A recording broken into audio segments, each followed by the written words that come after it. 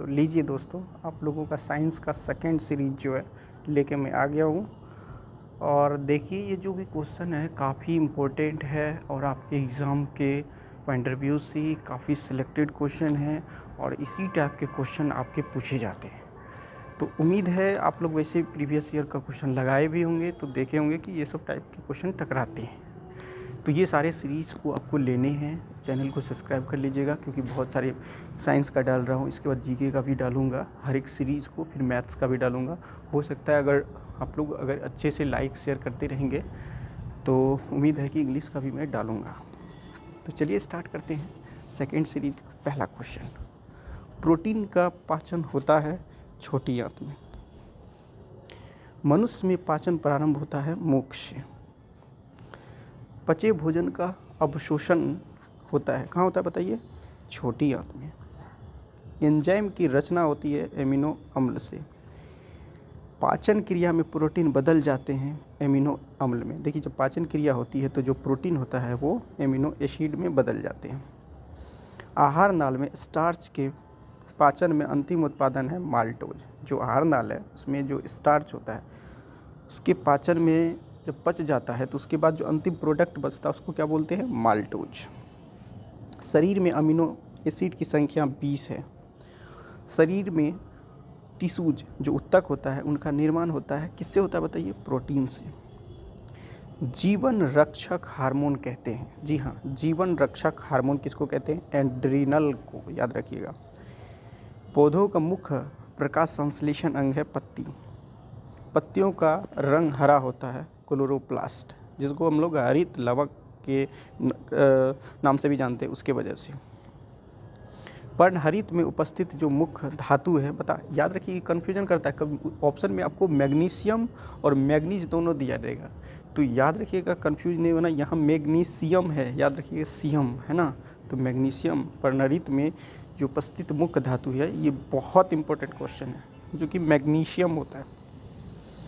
वायुमंडल में ऑक्सीजन की मात्रा संतुलित होती है क्यों? कैसे मतलब वायुमंडल में ऑक्सीजन की मात्रा कंट्रोल रहता है? तो याद रखिएगा प्रकाश संश्लेषण के द्वारा। पेड़ व पौधों द्वारा खाना तैयार करने की जो प्रोसेस होती है, प्रक्रिया होती है, उसको क्या कहते हैं? प्रकाश संश्लेषण। शरीर में प्रचुर मात्रा में जो पाए जाने वाला तत्व है, याद रखिएगा तत्व पूछा है, ऑक्सीजन, कंफ्यूज नहीं होइएगा। मनुष्य के शरीर में जल होता है 65 से 80%। मनुष्य में मेरुदंड से कितनी जोड़ी तंत्रिका निकलती है? जो मनुष्य के मेरुदंड होते हैं ना, उससे कितनी जोड़ी तंत्रिका तंत्र निकलती थी? याद रखिएगा 31। गुणसूत्र की खोज किसने की थी? वोल्टेयर ने। गुणसूत्रों का निर्माण होता है, बताइए गुणसूत्रों का निर्माण किससे होता है? क्रोमेटिन नाम के पदार्थ पाए जाते हैं जिसकी वजह से गुणसूत्रों का निर्माण होता है। जीवन की सबसे छोटी रचनात्मक एवं कार्यात्मक इकाई किसको बोलते हैं? कोशिका, जिसको बोलते हैं सेल। सबसे छोटी जीवित कोशिका बताइए? माइक्रोप्लाज्मा। याद रखिएगा, बहुत इंपॉर्टेंट क्वेश्चन। सबसे छोटी अगर जीवित कोशिका पूछ रहा है तो वो माइक्रोप्लाज्मा। शरीर की सबसे लंबी सेल यानी कि कोशिका है तंत्रिका तंत्र। तंत्रिका तंत्र की रचनात्मक एवं क्रियात्मक इकाई होती है न्यूरॉन। कोशिका शब्द का निर्माण किया था, बताइए किसने किया था? रॉबर्ट हुक ने।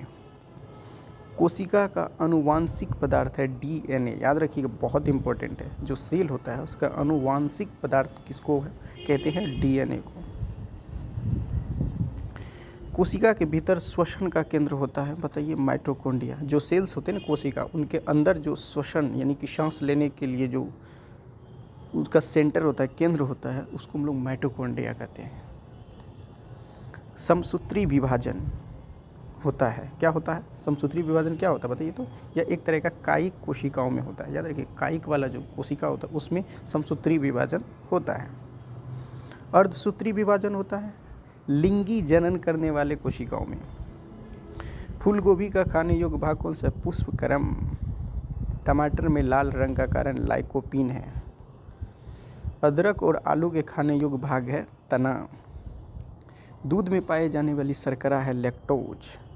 दूध से क्रीम निकालने का दूध का जो घनत्व होता है वो बढ़ जाता है। याद रखिएगा, दूध से अगर क्रीम जो छाली होता है उसको निकाल लीजिएगा तो दूध का जो डेंसिटी होती है वो बढ़ जाती है। इंद्रधनुष का निर्माण किन किन क्रियाओं के द्वारा होता है? तो याद रखिएगा, प्रकाश का जो पूर्ण आंतरिक परावर्तन, अपवर्तन और विक्षेपण, ये तीनों प्रोसेस होता है तो इंद्रधनुष का निर्माण होता है। तो याद रखिएगा, प्रकाश का पूर्ण आंतरिक यानी कि टोटल रिफ्लेक्शन ऑफ लाइट, यानी कि प्रकाश का पूर्ण आंतरिक परावर्तन और अपवर्तन, साथ में वर्ण विक्षेपण, ये सारे मिलने के बाद आपका इंद्रधनुष का निर्माण होता है। इंद्रधनुष में रंग कितने होते हैं? याद रखिएगा, पूछ लेता है 7, और कभी कभी ये भी क्वेश्चन पूछ लेता है कि बीच में कौन सा रंग होता है, तो हरा याद रखिएगा। इंद्रधनुष में बीच का रंग देखिए हरा होता है, बिल्कुल क्वेश्चन भी आ गया। प्रकाश का रंग निश्चित होता है तरंग दैर्घ्य के द्वारा। क्वेश्चन पूछ लेता है प्रकाश का रंग जो है निश्चित होता है किसके द्वारा? तरंग दैर्घ्य के द्वारा। मनुष्य के हृदय में कितने प्रकोष्ठ होते हैं? याद रखिएगा 4। मेढक के हृदय में होते हैं 3 भाग। मूत्र का रंग पीला होता है किसके वजह से पता है? यूक्रोम के द्वारा। यूक्रोम के कारण जो है मूत्र का रंग पीला होता है। मूत्र का पीएच मान बताइए? 4.8 से लेकर 8.4 तक हो सकता है। मानव मूत्र में उत्सर्जित होता है विटामिन सी। जो मानव मूत्र होता है उसमें जो कौन सा विटामिन उत्सर्जित होता है? याद रखिएगा, विटामिन सी। दूध में नहीं पाए जाने वाला विटामिन है विटामिन सी। दूध में जो कौन सा पूछेगा विटामिन नहीं पाया जाता, तो सी नहीं पाया जाता है। इंसुलिन शरीर में बनती है, याद रखिए, अग्नाशय के द्वारा। हमारे शरीर में जो इंसुलिन बनता है तो वो अग्नाशय के द्वारा बनाया जाता है। इंसुलिन की खोज किसने की थी? पूछ लेता है। तो ये बेंटिक एवं बेस्ट नाम के 2 साइंटिस्ट थे जिन्होंने इंसुलिन की खोज की थी।